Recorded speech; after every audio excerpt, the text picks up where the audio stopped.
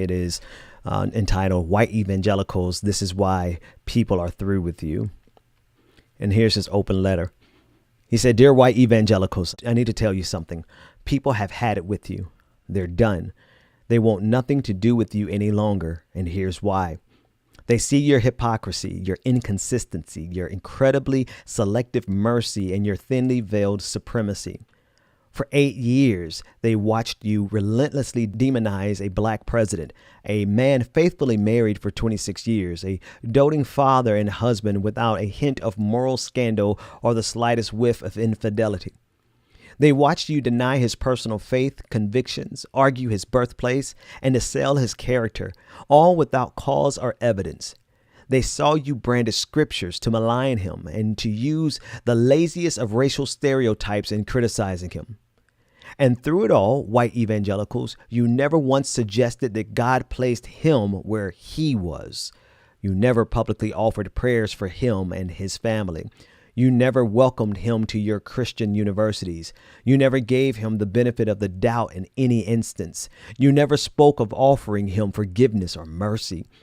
Your evangelists never publicly thanked God for his leadership. Your pastors never took to the pulpit to offer solidarity with him. You never made any effort to affirm his humanity or show the love of Jesus to him in any quantifiable measure.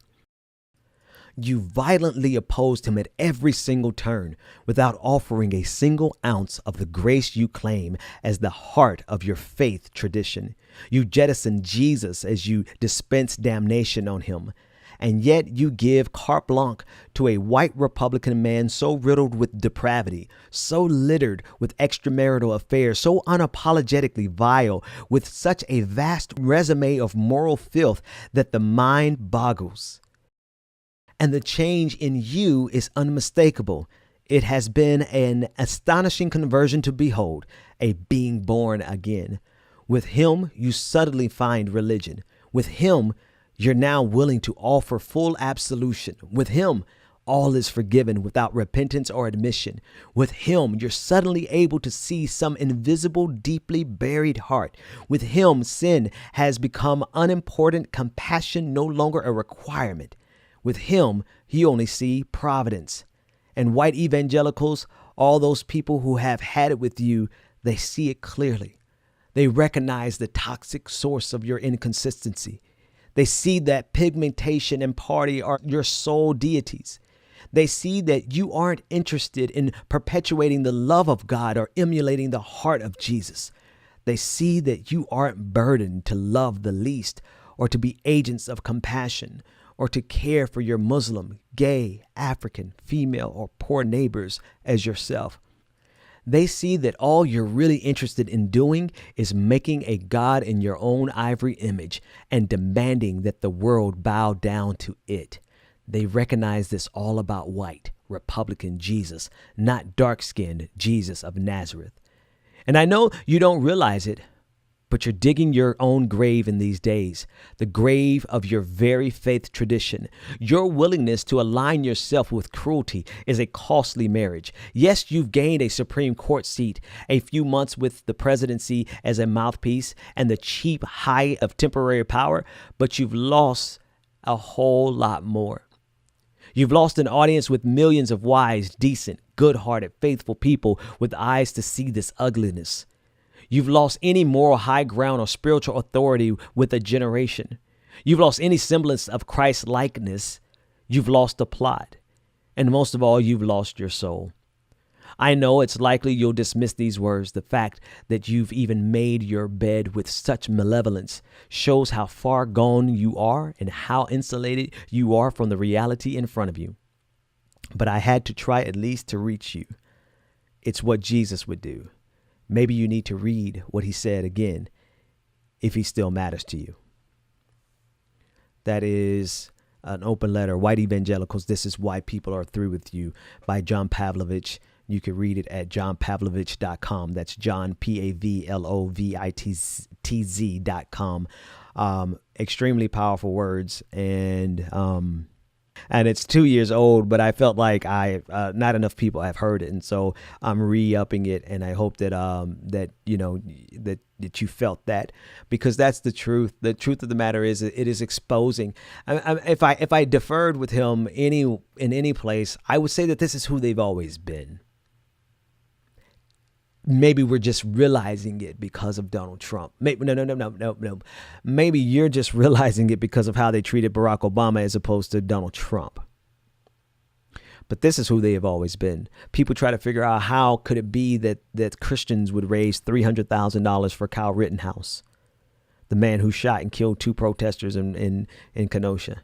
They were like, what kind of Christians are these? These are the exact same Christians who would go to church, lynch us on Saturday night and go to church on Sunday morning, or go to church on Sunday morning and lynch us on Sunday afternoon.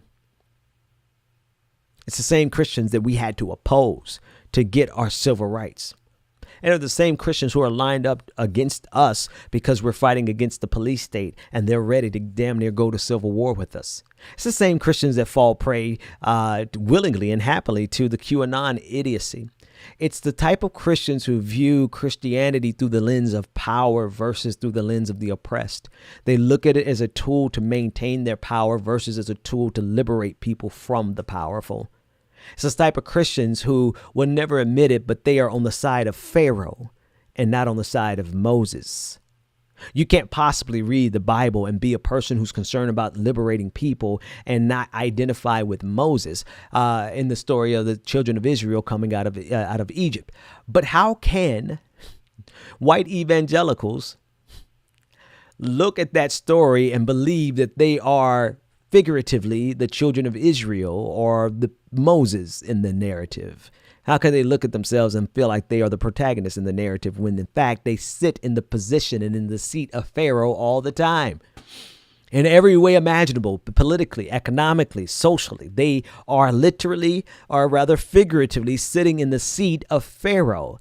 And so, of course, they have to reinterpret the entire Bible to bring some type of justification to them claiming to be Christians. But at the end of the day, they use the Bible as a tool, like most of European history, to be sure, has been laced with people utilizing the Bible as a tool to amass power. So we can go far beyond modern history, go far beyond Jim Crow era. We can go far beyond slavery. We can go back to all the wars, the Crusades, and look that there's a consistent thread. Whenever the Bible has been given into the hands of powerful people, they refuse to interpret it in a way that would liberate the marginalized, the oppressed, because they are the oppressor. So that's the only place I would disagree with this, is that this is not new. It's just that perhaps John, who I support his work, but perhaps he's just coming to terms with it. I came to terms with this many, many years ago when I realized that there had to be a fundamentally different way that I view God versus the people who I realize we're fighting against in order to get our liberation. White evangelicals, white conservative evangelicals, to be more precise. And even more precise, white conservative evangelicals who refuse to interpret the Bible through the lens of the oppressed and refuse to use the Bible as a tool to liberate people, but instead use it as a bludgeoning tool to maintain their power. And they sit in the seat of Pharaoh, but they pretend as though they are Moses. Talk to you later.